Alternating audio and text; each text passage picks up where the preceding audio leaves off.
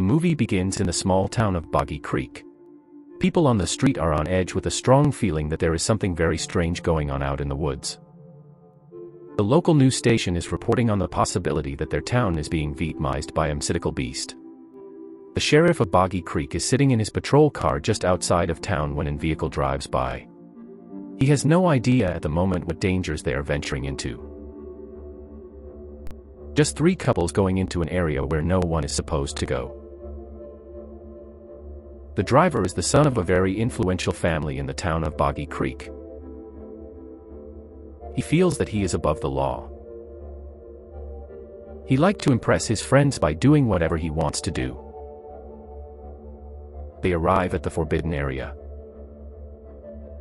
He doesn't have a key to the gate, so he just cuts the rope as they all laugh and drive into the forbidden area. He just laughs at the very large "No Trespassing" sign. They set up camp in a dirty, dusty field and start playing volleyball. Volleyball seems to make Kate a little horny. She leads Jim into the woods. Tom sees this and thinks it's time to make his move on Judy. But Judy rejects his advances. Kate runs ahead of Jim and hides behind a tree. She removes the top of her bathing suit and dangles it from behind the tree. This gets Jim's attention and he breaks into a run. As they hug, Jim removes the bottom of her bathing suit. So there she is, but naked. She pushes him away in a joking manner. When he looks up, he is face to face with a very large hairy monster. Kate screams while the monster kills Jim. Meanwhile, back at the campsite, since Tom didn't have any luck with his girlfriend, he decides to film another couple having a good time. While Tom is enjoying the moment, he is unaware of the monster standing behind him. Tom turns around and the creature swipes its hand across Tom's throat, nearly severing his head. The 2 lovebirds inside the tent come out and see the monster next to Tom as the blood gushes from his throat.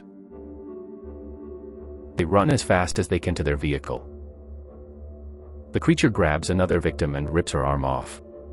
The 2 inside the vehicle find the keys and drive away in a state of shock.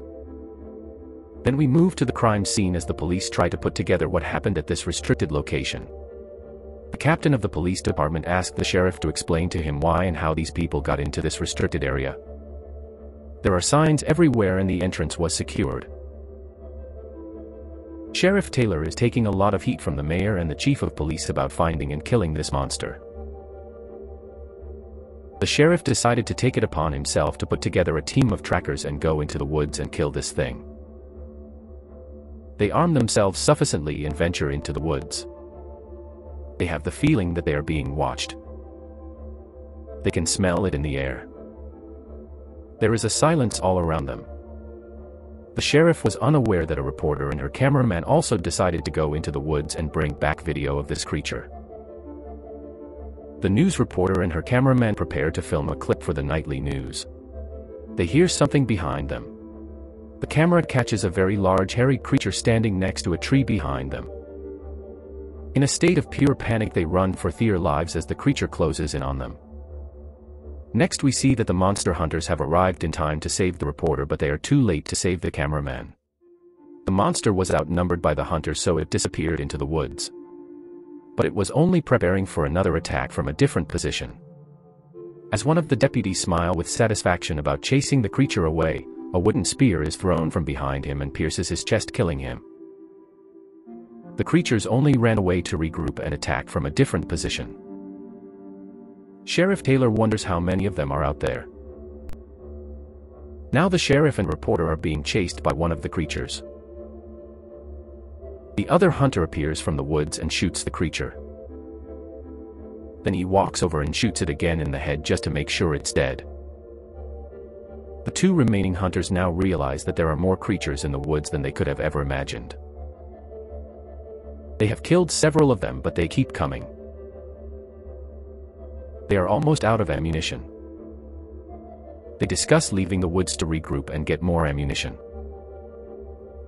As they begin their departure from the woods to reorganize and come back better prepared, numerous creatures come out of the trees like an organized military unit. They know it's useless to run. They only have a few rounds of ammo left. The creatures start advancing on them. The hunters make every shot count. A few of the creatures fall, but more keep charging toward them. When all their ammunition is gone, one hunter pulls out a sledgehammer to defend himself. The other hunter pulls out a machete from the backpack.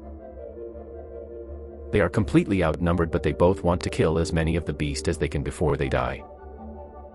The town of Boggy Creek will never be the same. The mysterious beast will never be stopped. If you enjoyed this video, please click the subscribe and like buttons, and thanks for watching.